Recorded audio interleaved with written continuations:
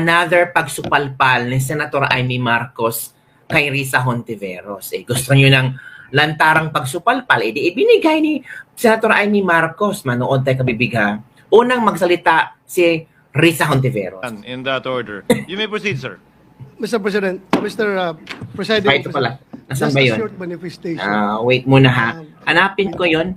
Yung area na kung saan Senator Amy Marcos. Ito si Risa Hontiveros. Okay, ito na. Go. Thereafter, Senator Judge Marcos. You may proceed, ma'am. Ito na. Salamat po, Mr. Presiding Officer. I strenuously vote no. Oo, to the no motion. siya. The wording of the approved motion introduces unnecessary ambiguity to the already politically charged proceedings.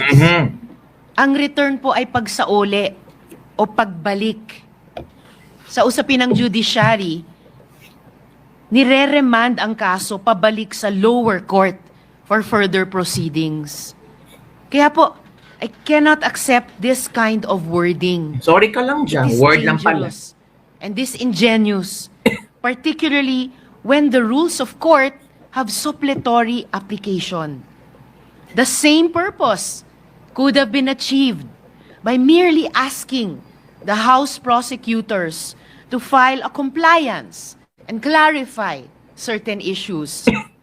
Wala pong remand o return sa konstitusyon. Ang obligasyon natin, try and decide. Isa po itong kabalintunaan, Hala. Mr. Presiding Officer. Hala. Snobbish na si Risa. Noted and entered into the record, Senator Judge Marcos. You may Na, proceed. ito na. Banatan mo si Maraming Risa. salamat sa ating presiding officer. Sang-ayon po ako sa motion ni na Senator Judge De La Rosa at Senator Judge Cayetano. Basta't maliwanag na ititigil ang proseso hanggat di natutupad ang dalawang kondisyon na sinaad ng ating amendment. Ang sabi, accountability? Accountability ba talaga? May dalawang SKL ako dyan. Una, SKL, share ko lang. Share ko lang na si VP Inday Sara ay sinampahan ng kaso sa Komisyon ng Audit, ang COA, sinampahan ng kaso sa Supreme Court, sinampahan ng kaso sa iba't iba pang korte, sinampahan ng kaso ng Department of Justice, pati na rin ng PNP, at sinampahan ng kaso ng disbarment. At kanina lamang, may panibagong isasampang 612 million na naman Daming kaso. confidential fund ng OVP at ng Department of Education. Walang tigil na kaso. Kung accountability ang tunay na gusto ng mga birit ng birit, Birit bakit ng hindi birit. paghusayan ng mga kaso para panagutin si VP Inday sa mga yan? May multa yan, may kulong, if ever mapatunayan. Aba, damang-dama ang accountability kapag ganyan.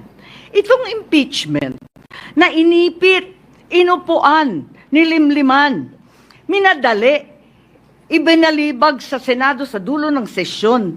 Ito ay ang pinakamaliit na iskinita ng accountability na yan. Itong ipinipilit na impeachment, aminin man nila o hindi, ay para lamang manira ng imahe ng isang publiko at walang uuwian, kundi pag-disqualify kay VP Inday Sara para sa eleksyon ng 2028. Oh. Yun lamang ito. Pinahihirapan pa natin ang ating mga sarili.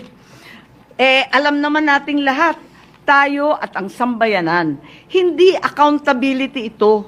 Tungkol ito sa pagpigil kay VP Inday Sara para sa 2028. Huwag na tayo mag-production number. Wala ka. Yan ang gustong puntiryahin. Kaya ang pangalawa kong SKL, ikalawa SKL, saan ka lulugar? Kapag umuo ka sa pagpatuloy ng impeachment, magpadala ka sa mga ambisyoso ng 2028. Correct. Kapag pinadismiss o pinaremand mo naman, sasabihan kang pinoprotektahan mo si Inday. SKL, saan ka lulugar? Ako sa tama. Magpakatotoo tayo, mga kapatid na hukom at senador. Malayo pa ang 2028. Correct. Maraming gutom at naghihintay ng serbisyo mula sa Senado. Hindi tanga ang Pilipino Alam natin ang motibo at tunay na pakay ng mga lulong sa ambisyon at kapangyarihan. Maraming salamat po. Wow. Palakpakan. Noted and entered into the records. Chair would like to Palakpakan ang galing ni Senador Amy Marcos in fairness sa SKL, saan ka lulugar. 'Di ba? Ang galing. Pinakita talaga ni Senator Amy Marcos. Hinarap niya, sinupalpal niya kung para saan itong impeachment.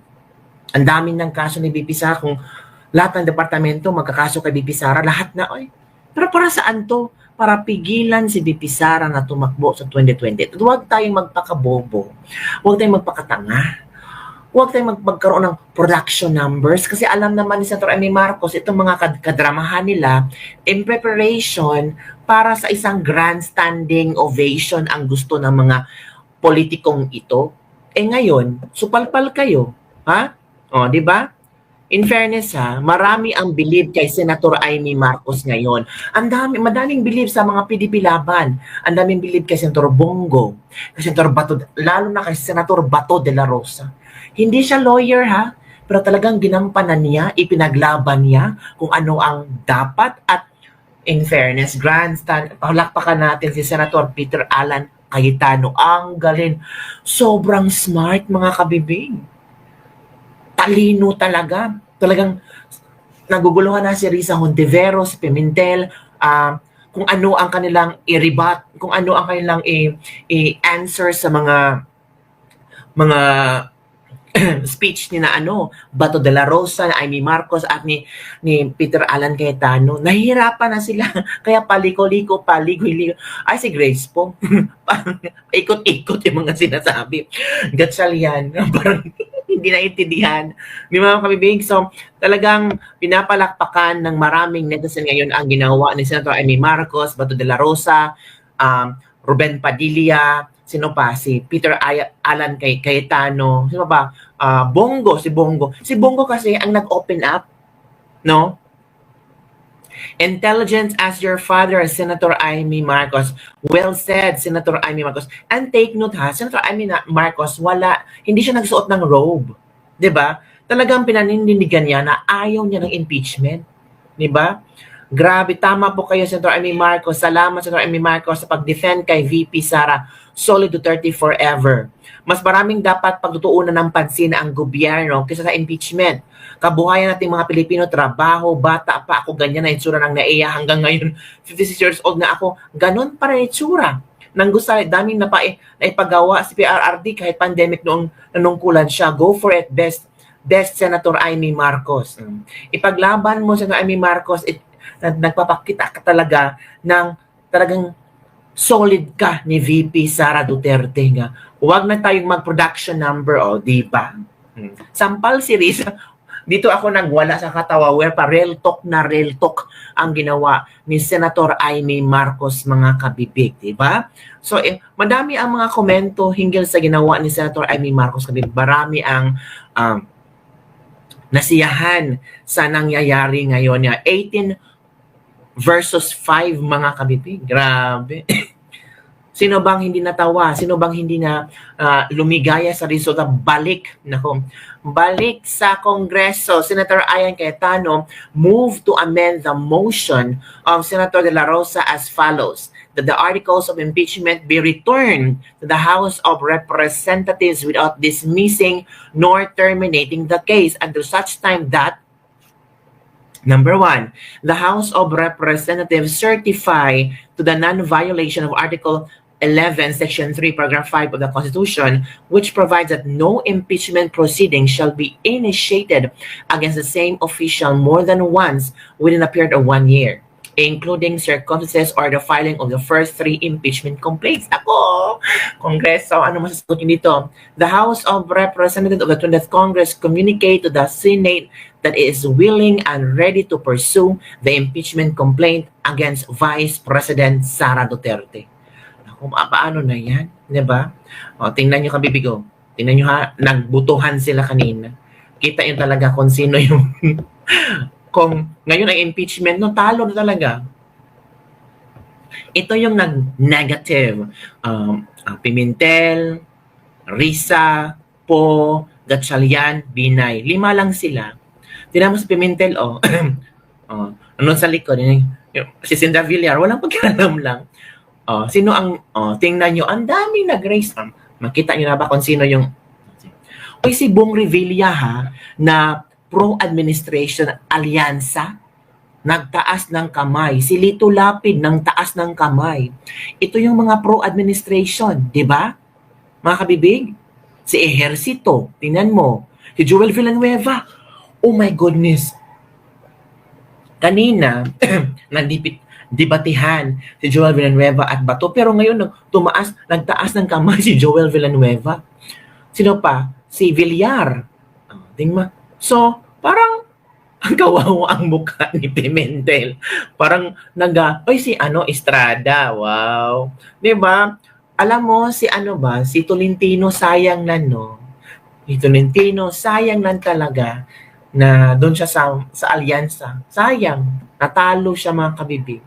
So, yun lang kabibig ang ating latest lebak-lebak for today. Congratulations! Nako, sumakit na naman ang ulo ni Diliman ito at yung mga Makabayan Black.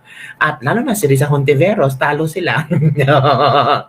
So, yun lang kabibig ang ating latest lebak-lebak for today. Na real talk ni Senator Amy Marcos si Risa Hontiveros. Pahiya, natalo. Bye everyone. See you next time.